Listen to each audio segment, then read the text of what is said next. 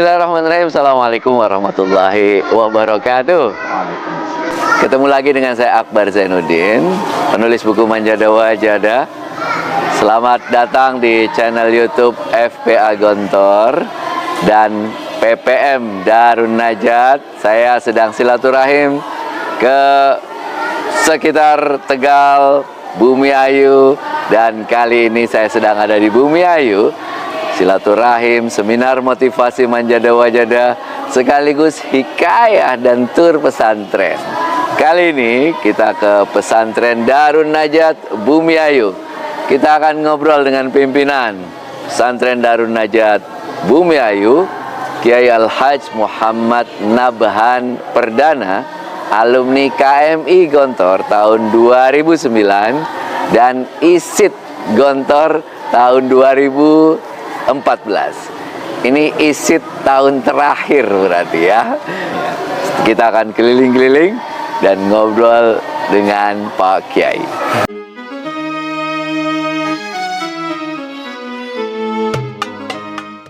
Kita pengen mulai dari ini, Set.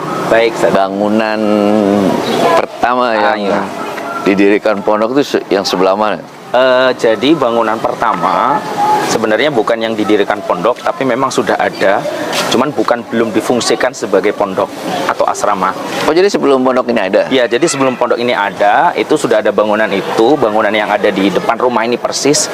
Itu dulunya fungsinya ruko. Rukonya mbah saya. Terus di sebelah sananya ada dua bangunan musola dan kamar. Jadi dua itu saja di sebelah sana sama sebelah sini. Lah kalau antum lihat itu, kalau dari halaman rumah abah saya kan nggak ada halamannya. Ya. Dulu ada melalui situ.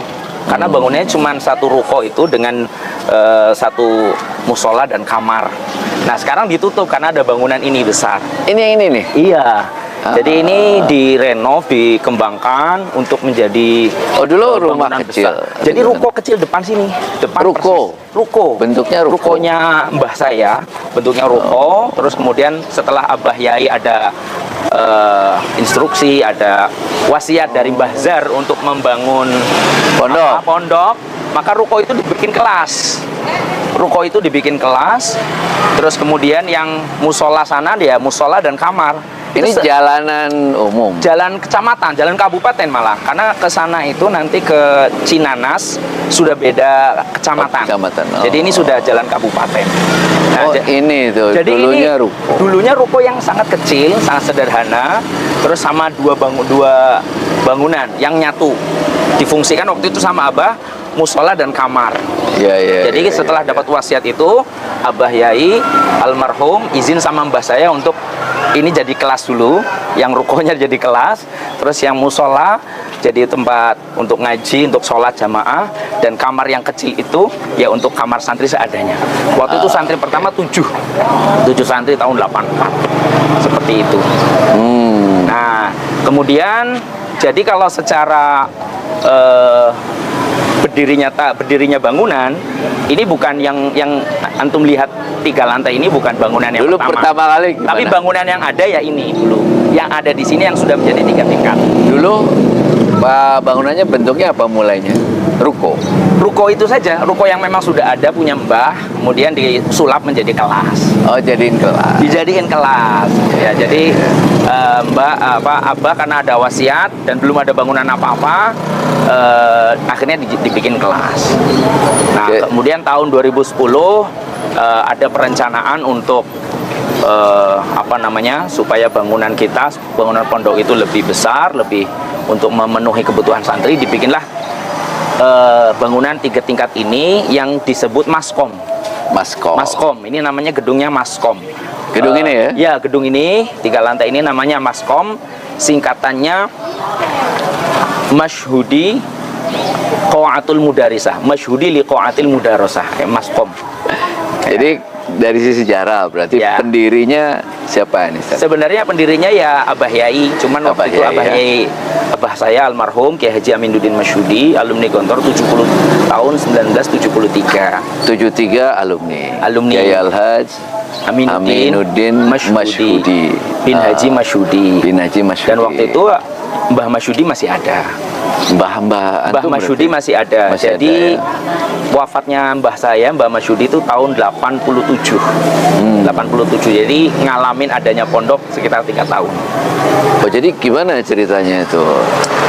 Pak Kiai itu mendirikan pondok ini. Jadi Abah Yai dulu itu ceritanya cukup panjang, tapi saya singkat, saya ringkas. Jadi awalnya dulu ketika Abah di Mesir, itu kalau musim panas, liburan musim panas, nggak pulang, tapi sering melancong, sering tur ke Eropa. Ya, makanya beliau disebut dengan Amin Turis kalau di kalangan kawan-kawannya itu. Amin Turis ya, pasti pada tahu Amin Turis itu adalah Abah Yai Aminuddin. Nah, beliau ketika di Belanda punya kenalan orang Belanda di sana, yang kebetulan orang Belanda itu kemudian jadi dosen di Uinsuka, Yogyakarta. Kemudian beliau yang orang Belanda ini datang ke sini untuk menawarkan Abah untuk lanjut studi S2 di Leiden, Belanda. Oh, setelah selesai S1 di Mesir. Ya, betul. Al-Azhar? Bukan, Darul Ulum. Darul Ulum seperti Kiai Amal. Seperti itu. Nah, jadi beliau pulang ke sini ngajar di MI di depan sini, itu ya. Nah, itu belum ada rencana bikin pondok. Kemudian ada tawaran untuk lanjut studi di Belanda. Abah Yai tidak mengatakan iya, juga tidak mengatakan tidak, tetapi minta restu kepada Allah yarham Ki Haji Imam Zarkashi karena ke Gontor dan itu izin. Ya, minta izin dan minta restu. Lah, secara spontan Mbah Zar langsung, buat apa kamu ke Leiden itu, ke Belanda? Nah, beliau menyebutkan salah satu tokoh lah itu. Akhirnya langsung beliau memberikan wasiat, sudah kamu pulang saja, dirikan pondok pesantren. Nah, maka berdirinya pondok pesantren ini tidak lepas dari wasiat dan instruksi langsung dari Mbah Zar. Seperti itu. Ini mungkin keunikan pondok ini. Mungkin kalau beberapa pondok mendirikan terus minta izin. Kalau ini Abah Yai justru minta izinnya bukan untuk mendirikan pondok, ingin studi. Instruksi langsung dari Mbah Zar langsung untuk mendirikan pondok. Tahun berapa itu? Tahun 84. Dan waktu itu yang mewakili, karena Mbah Zar nggak bisa meresmikan pondok, yang mewakili Kiai Hasan dengan Kiai Syukri. Oh, ke sini ya? Iya, ke sini. Pembukaannya jadi tahun 84. Ya, jadi nginepnya katanya di rumahnya adiknya Abah itu di sebelah situ. Tahun 84. Jadi setelah ada wasiat dari Pak Zar, lalu kemudian mendirikan pondok. Itu tahun berapa Ustaz berarti? Tahun 84. Diresmikan 84 oleh putusan Pak Zar, yaitu Kiai Syukri dengan Kiai Hasan yang waktu itu guru berarti? Masih guru, belum jadi pimpinan. Jadi 1 tahun sebelum wafatnya Mbah Zar. Oh, 1 tahun sebelum wafatnya Mbah Zar kasih ya? Betul. Oh. Iya. Jadi ini diresmikan? Diresmikan. Berapa santri waktu itu? 7. Jadi pertama kali santri cuma 7 santri saja. Oh. Dan masih ada beberapa dari 7 itu yang orang sini itu ada 1. Itu yang setiap hari Jumat Kliwon selalu ngisi khutbah Jumat di Darul Najat. 7 santri 7 santri ya? itu, dan alhamdulillah 7 santri itu jadi semuanya, Ustaz. Masya Allah, karena pertama ya? Iya, karena pertama didikan Abah langsung. Kan tadi ruko di sana? Iya, ruko. Awalnya ruko, ya dari ruko disulap jadi kelas. Nah, dari situlah cikal bakal Abah mengajarkan apa yang beliau dapat selama di Gontor. Berikutnya bangunan apa lagi yang didirikan itu? Setelah pondok ini berdiri, ya santri semakin banyak, kemudian kebutuhan akan sarana dan prasarana juga semakin besar. Akhirnya bangunan inilah yang kemudian didirikan. Jadi bangunan ini adalah bangunan yang resmi pertama kali didirikan setelah pondok resmi dibuka. Kalau yang tadi cikal bakal, yang ruko itu tadi memang sudah ada sebelum pondok berdiri. Tapi kalau pondok berdiri ya pertama kali ini adalah pondok ini. Pondok ini bangunan ini itu dinamakan Gedung Masyudi karena memang wakaf dari mbah saya, Mbah Masyudi. Seperti itu. Apa gedungnya 1 lantai 2 lantai begini? Dulu 2 lantai langsung. Oh, sudah 2 lantai ya? Cuman kalau ini ada pembatas, ini dari sini yang ada tangganya sampai sana 5 lokal saja. 5 lokal. Baru 5 lokal. 5 lokal lantai 1, 5 lokal lantai 2. Yang untuk pertama yang lantai 1 itu untuk kamar asrama, lantai 2-nya untuk kelas. Dan waktu itu hanya putra saja, banin saja. Putra saja sampai tahun 2001. Itu baru ada sampai 2001 putra. Putra saja. Jadi nggak ada santri putri. Ya, jadi ini semuanya putra. Dan waktu ada santri putri itu sekitar tahun 2001-an. Oh, lama juga ya? Lumayan lama. 84 sampai 2001. Iya. Itu putra semuanya. Karena waktu itu memang Abah belum kepikiran, tapi karena tuntutan masyarakat, dan waktu itu mau menerima santri putri juga bukan karena nggak mau menerima, tapi karena nggak ada tempatnya, Ustaz. Akhirnya pertama kali asrama putri kalau nggak salah di gedung sana, gedung ada yayasan juga punya sepupunya Abah, di situ diasramakan di situ putri. Di situ pindah-pindah, pokoknya putri awal itu. Ini di belakang kita ini masjid pondok berarti, Ustaz? Ya, namanya Masjid Baitur Rahman. Baitur Rahman. Baitur Rahman, ya. Kapan dibangun nih, Ustaz? Setelah berdiri atau gimana? Jadi ceritanya kalau masjid ini dibangun sebenarnya bukan hanya untuk santri, tetapi untuk masyarakat Dusun Tegal Munding. Jadi awalnya masyarakat kampung ya, sini, masyarakat kampung sini. Jadi ini statusnya wakaf untuk kampung, bukan hanya untuk santri. Cuman yang memang mengelola lebih banyak santri karena untuk kegiatan santri. Jadi awalnya masjid ini dibangun karena untuk memenuhi kebutuhan jamaah sholat Jumat khususnya dari warga Dusun Tegal Munding ini yang sudah tidak cukup di masjid sebelah, di sebelah tengah sana. Akhirnya masyarakat berunding, para tokoh masyarakat Dusun Tegal Munding termasuk Abah Yai itu berunding untuk mencari lahan yang lebih luas. Maka diwakafkanlah tanah ini untuk masjid Dusun Tegal Munding. Dan waktu itu ini awalnya slab, Ustaz. Slab, ya, slabnya mbah saya. Waktu itu lagi laris-larisnya. Laris-larisnya slab, tapi ya beliau, ya mungkin ini barokah keikhlasan mbah saya juga, akhirnya jadilah pondok ini. Terus ada satu lagi, Ustaz, mungkin tadi belum saya ceritakan kaitannya dengan bangunan yang tadi, yang Mbah Masyudi, bangunan Masyudi. Itu dulu ada seorang wali ketika tempat ini tuh masih hutan begitu, apa namanya, ya masih hutan begitulah. Itu ada seorang wali yang memprediksi di sini akan menjadi pasar. Padahal ini jauh sekali dari kota. Orang-orang pada bingung gitu kan. Termasuk mbah saya, mbah Putri ya.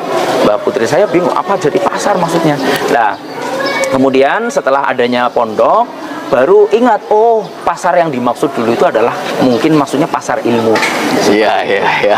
Itu salah satu yang saya dapat juga dari mbah saya, cerita Mbah Putri seperti itu. Kegiatan Ubudiyah santri apa saja, Ustaz, yang di sini itu? Yang jelas 5 waktu. Ya, terus kemudian ada qiyamul lail, anak-anak di sini 3:30 sudah dibangunkan. Terus kemudian ada setiap hari. Setiap hari setelah subuh nanti kita ada kegiatan qasidah. Qasidah itu apa? Pembacaan pujian terhadap Nabi, dan itu ijazah langsung Abah. Setiap hari dibaca 2 kali dalam 1 hari 1 malam. Sekali baca itu berapa lama? Itu qasidah dibaca secara ringkas saja. Jadi sebenarnya itu kan ada berapa fasal, Pak? Ada 160 dari bait. Kitab. Iya, dari kitab Burdah. Kitab Burdah. Iya, kitab Burdah. Jadi kan yang Maula ya sholli wasal itu nanti jamaah itu hanya yang baca yang umum-umumnya saja. Nah, nanti ada yang pembaca yang utama, dia yang lebih banyak bacanya. Nah, kalau di bulan-bulan tertentu, bulan Rabiul Awal sama bulan Sya'ban, itu sampai ada mahalul qiyamnya. Jadi ketika sallallahu alaihi Muhammad mahalul qiyam, yaitu ketika baca sallallahu alaihi Muhammad, baca ya Nabi. Itu jadi di sini panjang bacanya. Tapi alhamdulillah kegiatan itu bisa dibaca seefektif mungkin. Jadi tidak sampai memakan waktu lama. Terus kemudian ada ngaji kitab. Itu kapan? Ya, ngaji kitab itu setelah baca Burdah. Ngaji kitab untuk kelas aliyah itu baca kitab Tafsirul Jalalain, dan juga kalau untuk MTS-nya itu baca kitab-kitab yang dasar, kitab alat seperti Jurumiyah, kitab fikih, Safina dan lain sebagainya. Itu yang MTS-nya. Nah, kemudian ada kegiatan di sini ada manaqib. Manaqib itu berarti pembacaan manaqibnya Syekh Abdul Qadir Al-Jailani setiap malam Jumat Pahing. Ya, itu kita dibaca bukan hanya sama santri tapi seluruh masyarakat yang masyarakat ikut. Ya, jadi untuk umum, untuk umum, malam Jumat Pahing itu. Kemudian ada juga ada pembacaan sholawat nahriyah sebanyak 4.444 kali. 4.400. Angka itu dari mana? Itu ijazah Abah itu dari gurunya. Oh, dari gurunya, ada ijazah ke Abah, lalu dipraktikkan di sini. Dulu untuk membaca itu bisa sampai 1 jam lebih karena santrinya masih sedikit. Tapi sekarang alhamdulillah pembacaan sholawat nahriyah menjadi sangat cepat. Dibagi. Jadi santri sekarang harus lebih banyak. Jadi untuk membacanya jadi lebih cepat. Seperti itu. Dan mungkin kalau saya ceritakan semuanya nggak cukup waktunya karena banyak sekali kegiatan-kegiatan di masjid ini. Kurang lebih yaitu untuk ibadah 5 waktu yang jelas dan untuk ngaji. Dan juga untuk event-event pondok ya juga biasanya diadakan di masjid ini. Jadi kalau di sini komplek putri nih, Ustaz? Ya, ini komplek putri. Terus nanti kita ini masuk. Nah ini gerbang komplek ini? Ya, gerbang untuk kampus Putra. Komplek Putra di sini. Komplek Putra di sini. Tapi kalau untuk sholat ya tetap di masjid ini. Oh, tetap di masjid sini ya? Di masjid. Oh, ini ditutup tapi ntar kegiatan. Ya paling gerbang aja ini. Ada gerbang ditutup kalau waktu-waktu tertentu. Ya, terus yang penting ini wilayahnya santri Putra ya, dan juga ruang kelas. Jadi kalau kelas putri tapi di sini juga. Kelas putri ada yang di sini karena memang jumlah putri lebih banyak. Akhirnya kelas yang di sana itu di gedung Masyudi nggak cukup, akhirnya di sini. Sedangkan untuk putra nanti kelasnya ada di gedung Nendi. Nah, gedung ini namanya gedung Al-Jundi, ya. Gedung Al-Jundi. Nah, ini berarti kita masuk di komplek Putra. Ya. Ini gedung apa nih, Ustaz? Ini gedung Al-Jundi. Al-Jundi. Yang namain Abah langsung. Saya nggak tahu persis sebabu tasmiyah. Jundi kan tentara. Iya, Jundi tentara. Kalau nggak salah waktu itu ada Syekh siapa gitu ya, Al-Junaidi atau siapa. Kemudian beliau berinisiatif memberi nama Al-Jundi. Nah, intinya dipakai buat apa ini? Ya, tempat untuk sekolah atau kelas, belajar, ya kelas. Untuk santri putri berarti. Pas ini kelas putri sini kelas putri, ya. Seperti itu.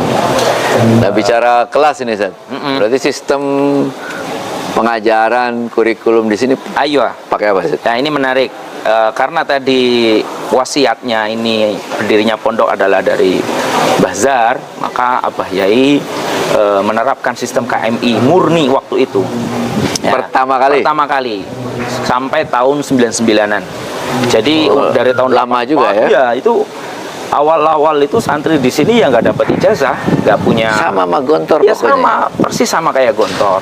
Nah, cuman semakin kesini Abah juga semakin berpikiran visioner ke depan karena memikirkan bagaimana anak itu untuk melanjutkan studi ke jenjang yang lebih tinggi. Nah, kemudian waktu itu kan untuk ngurus muadalah kan sulitnya luar biasa.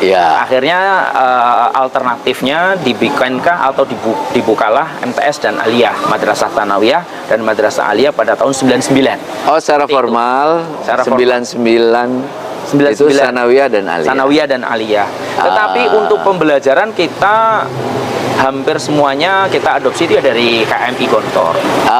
Kecuali dari mapel-mapel umum.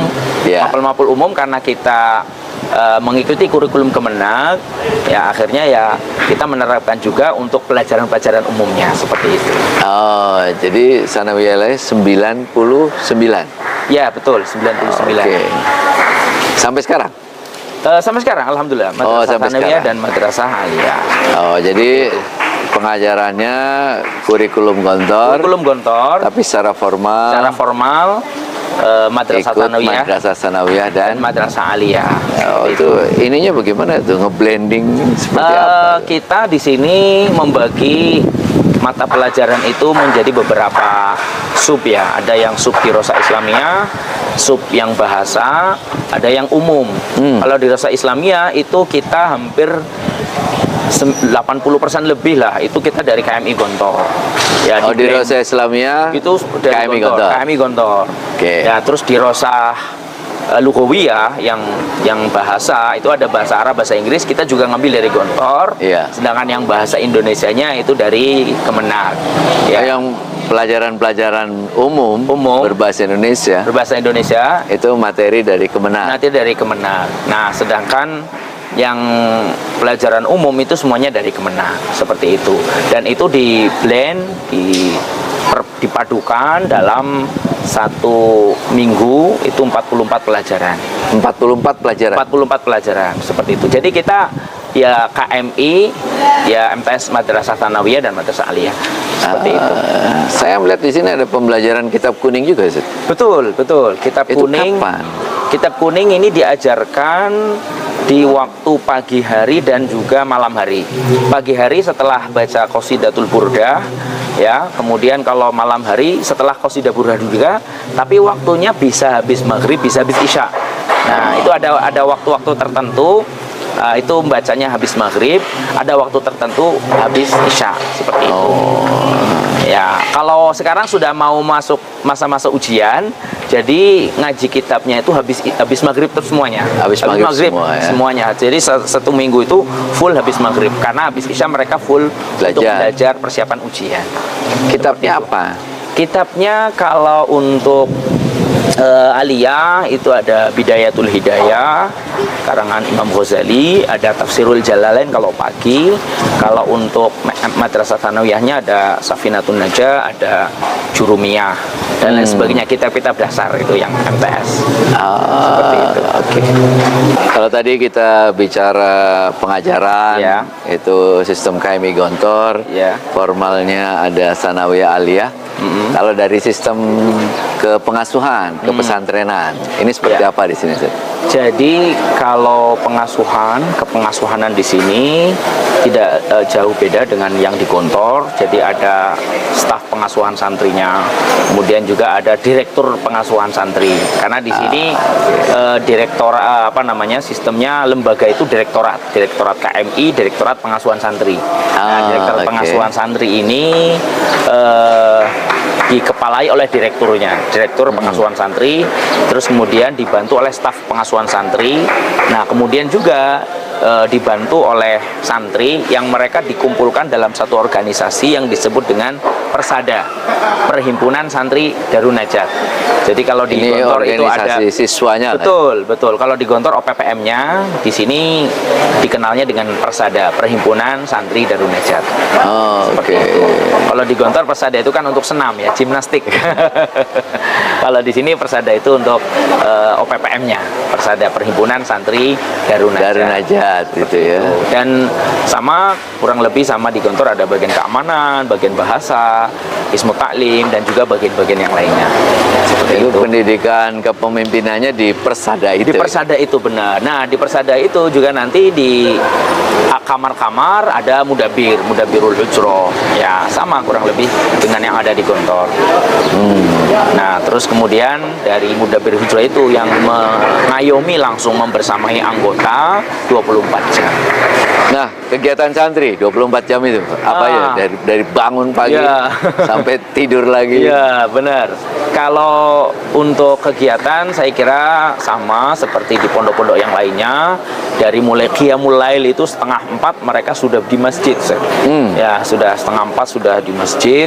Kemudian sholat subuh berjamaah, baca Qasidah Burdah secara bersama-sama. Terus kemudian ngaji kitab yang terpisah, MA sendiri, MTS sendiri.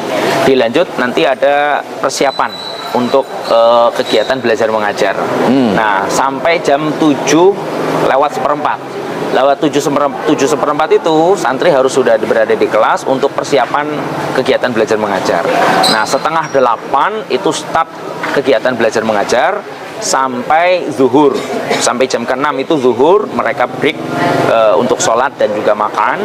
Nah, nanti jam 13 atau jam 12:50 ya, itu mereka lanjut untuk jam ke-7, jam ke-8 sampai jam 14:10, jam 2:10. Setelah itu mereka istirahat sebentar, qailulah ya, sampai nanti ada intro untuk memasuki waktu sholat asar. Itu wajib apa nggak tidur itu? bagi yang mau. Bagi yang mau. Ya, bagi yang mau. Jadi ada yang lelah ya istirahat ya cukup setengah jam itu. Qailula kan memang seperti itu, tidak sampai berjam-jam. Iya. Seperti itu. Jadi alhamdulillah masih ada kesempatan bagi anak untuk istirahat siang. Iya. Nah, dilanjut habis asar. Habis asar ini selama 1 minggu kegiatannya beda-beda, Ustaz. Ada kadang muhadatsah. Nah, jadi muhadatsahnya itu bukan di pagi hari tapi sore hari. Muhadatsah ilqaul mufradatnya justru di sore hari. Ya, ilqaul mufradat, muhadatsah, terkadang juga tanziful am itu juga kadang di sore hari. Nah, cuman di saat-saat seperti ini karena sudah memasuki masa-masa ujian, jadi kalau antum lihat ini sudah tidak ada lagi yang berkegiatan ekstrakurikuler. Eksulnya sudah ditutup sementara. Persiapan ujian. Nah, di sini masuk ada yang lagi pada belajar untuk mempersiapkan ujian. Terus nanti menjelang maghrib anak-anak persiapan ke masjid. Setelah itu ada pembacaan qasidah burda lagi, dilanjut dengan ngaji kitab. Nah, setelah itu Isya, setelah Isya ada belajar malam terbimbing sampai jam 10, jam 22.00. Setelah itu istirahat sampai nanti jam 3:30 lagi. Begitu terus setiap hari. Masya Allah. Dari pertama jumlah santri 7, Set. 7, ya betul. Itu terus berkembang sampai sekarang berapa, Set? Untuk sampai saat ini jumlah santri kita secara jumlah itu fluktuatif ya. Kadang di awal tahun ajaran itu bisa sampai 1000. Nah, terus di tengah jalan ada yang keluar karena seleksi alam lah biasa, Zat. Ya, sekitar 900-an. Sekarang 900 ya. Seperti itu. Jadi perkembangannya terus gitu ya. Ya, seperti itu. Ada naik turunnya, Zat? Iya, betul. Ada naik turun, ada santri kadang nggak betah karena satu dan lain hal lah, biasa itu di mana-mana seperti itu. Termasuk juga di sini anak yang kadang cuma 1 minggu, 1 bulan itu ada seperti itu. Karena seleksi alam biasa itu, Ustaz. Ya. Dengan sistem pendidikan pengajaran seperti itu, ya. Profil santri alumni yang diharapkan itu seperti apa, Ustaz? Kalau dari Abah itu nggak muluk-muluk, Ustaz. Jadi dengan sistem pendidikan yang luar biasa, Abah nggak menuntut kamu harus jadi ini, jadi itu, enggak. Justru Abah itu kalau sering sekali berwasiat, berpesan kepada santri-santrinya yang akan jadi alumni, itu selalu pesan satu, ngaji dan ngaji, Ustaz. Jadi kalau kalian mau jadi apapun jangan sampai lupa ngaji. Iya. Ngaji itu maknanya luas, Ustaz. Bisa jadi ngaji dia belajar lagi, atau ngajarkan alif bata. Jadi kurang lebih sama seperti Pak Zar dulu ketika ada santrinya yang sudah jadi alumni, supaya dia untuk pergi ke perpustakaan Salim Nabhan. Iya. Iya kan? Betul. Itu kan esensinya kan untuk belajar, untuk jangan sampai berhenti, harus belajar lagi atau mengampalkan ilmunya meskipun hanya mengajarkan alif bata yang kemudian muncul dawuh beliau itu orang besar menurut Gontor itu kan. Nah, Abah juga demikian. Abah itu nggak terlalu ini sama yang jadi pejabat, itu enggak, tapi yang ngaji dan ngaji itu jargonnya Abah seperti itu. Beliau selalu membandingkan. Kalau Jokowi dulu sering ngomongnya kerja. Kalau Abah itu ngaji dan ngaji. Jadi utamanya ngaji itu tuh. Nah, kemudian ngaji dan bermanfaat untuk masyarakat itu. Iya. Utamanya profilnya seperti itu. Jadi ngaji bermanfaat sesuai dengan kapasitas masing-masing. Ya. Seperti itu. Kalau dari Abah selalu wasiatnya seperti itu, nggak neko-neko kamu harus jadi ini, harus jadi itu.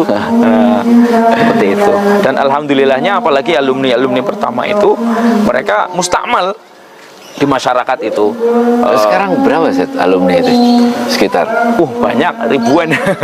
Iya, berarti dari pertama saya kurang tahu secara detailnya jumlahnya, tapi itu ribuan yang tersebar di... Karena sanawiyah kadang-kadang ada yang keluar juga ya? Iya, sanawiyah juga ada yang keluar, seperti itu. Tapi di sini kita terapkan anak-anak wajib 6 tahun. Karena sistemnya KMI Gontor. Ya? Jadi kita ke anak-anak itu selalu sampaikan, ke anak-anak dan juga wali santri, kita KMI 6 tahun, gitu saja. Nah, sedangkan untuk mereka nanti formalnya itu ya diurus. KMI 6 tahun? KMI 6 tahun gitu aja. Jadi untuk internal kita kita ya KMI seperti itu. Meskipun belum kita muadalahkan. Oke. Ya. Ini gedung pojok kayaknya nih, Ustaz ya? Ya, gedung paling pojok di pondok ini. Buat apa nih, Ustaz? Ini sebelumnya gedung ini dinamakan gedung Nendi. Oh, Nendi. Nendi itu singkatan dari Yaumul Isnain fi Syahril Maulidi. Nah, jadi Abah itu kan senangnya kalau ngasih nama yang mirip-mirip. Di sana tadi ada gedung Al-Jundi untuk kelas putri. Nah, sekarang untuk kelas putra yang namanya mirip dengan Al-Jundi itu tadi, maka muncullah Nendi. Nendi itu singkatan dari tadi Yaumul Isnain fi Syahril Maulidi, karena peletakan batu pertamanya pada hari Senin bulan Maulid, bulan Rabiul Awal. Seperti itu. Waktu itu sempat waktu masa-masa pembangunannya Ustadz Soeharto KMI Gontor ya Putri dulu, terus Ki Haji Hidayatullah Syarkasi juga sempat mendoakan. Dan ini diperuntukkan untuk kelas ya? Ya, untuk putra. Dulu mulainya, Ustaz, ya, tanah pondok itu berapa, Ustaz?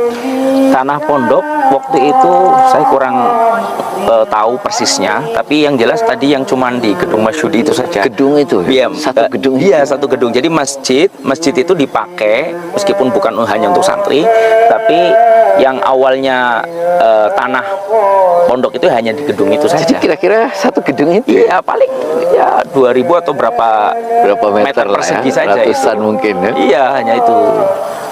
Terus berkembang, dia dibebasin untuk sawah-sawah yang di sekitarnya, dan alhamdulillah sampai sekarang kurang lebih dari yang sudah dibangun dan tanah yang masih kosong itu sekitar 8 hektar. 8 hektar tanah 8 yang hektar. Sudah dibangun? Yang sudah dibangun kita sekitar 1 hektar lebih. Sekitar 1 hektar? 1 hektar lebih, dan itu tersebar yang dari sini, yang dari sana tuh yang gedung Maskom sampai yang ujung sini, gedung Nen. Oh, jadi dari kampus Putra-Putri ini ya, itu kira-kira 1 hektar lah? 1 hektar lebih, ya betul. Oh, tapi yang belum dibangun berarti sisanya kisaran 7 hektar ya. Oh, untuk pengembangan untuk pengembangan ke depan.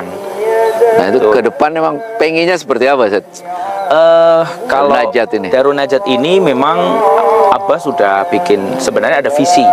Ya kalau tadi itu kan hanya untuk secara umumnya, tapi ada visinya, visi yang memang dicanangkan oleh Abah dan juga tim waktu itu, bahwa visi kita Darun Najat ini adalah mencetak generasi yang ahli fikir dan ahli zikir. Ya, ahli fikir ya dia pintar, ahli zikir dia soleh, terus ahli dalam bidang teknologi dan juga menguasai bahasa. Maka 3 hal itu tadi, ya, ahli fikir, ahli zikir, mahir teknologi, dan juga menguasai bahasa Arab dan juga bahasa Inggris. Nah, terus kemudian kalau secara fisik pengembangannya dengan tanah yang cukup luas ini, pondok sudah memiliki master plan, ya, ini nanti untuk jadi apa ya, dan salah satunya salah satu langkah supaya mencapai goal tersebut itu kita ada kader yang sekarang lagi kuliah di Unsik Wonosobo bidang atau jurusan arsitektur seperti itu. Oh, biar rancang sendiri, ya, alhamdulillah. Ya, jadi ya dari kita semuanya, dari kita sendiri orang-orangnya. Ya, mohon doanya dari antum dan juga masyayikh semuanya, masyayikh Kiai FPAG untuk pengembangan dan juga perluasan pondok modern Darun Najat ini. Nah, terakhir nih, kan alumni Darun Najat ini mungkin ada yang melihat ya video ini. Iya. Pesan antum buat mereka nih, Ustaz? Untuk para alumni, pesan saya nggak muluk-muluk, ya itu tadi, ingat apa pesan Abah, bahwa dimanapun berada itu jangan sampai meninggalkan ngaji. Ngaji itu berarti ya dia mondok lagi atau mengamalkan ilmu yang sudah dimiliki, apapun profesinya. Ngaji dan mengamalkan apa yang sudah didapat di pondok ini, itu sudah memberikan kontribusi untuk pondok itu sendiri. Masya Allah, tabarakallah. Syukron jazilan, Ustaz. Afwan. Kita doakan ya, mudah-mudahan pesantren Darun Najat ini. Amin. Sekarang sudah berapa tahun berarti? Berarti udah 40 tahun. 40 tahun berdiri, mudah-mudahan terus berkembang, maju. Amin. Bermanfaat buat umat. Amin. Syukron jazilan. Amin. ketemu lagi di video-video selanjutnya. Wallahu minkum. Assalamualaikum warahmatullahi wabarakatuh. Waalaikumsalam warahmatullahi wabarakatuh. Syukran, Kiai. Alhamdulillah. Saya sedang ada di Bumi Ayu, di pesantren Darun Najab Purwatan Bumi Ayu. Seminar motivasi Manjada Wajada Mondok itu keren dan senang sekali. Para santri di sini semangatnya luar biasa. Kita dengarkan semangat mereka. Manjada, Manjada, Manjada. Manjada wajada, manjada wajada, manjada wajada.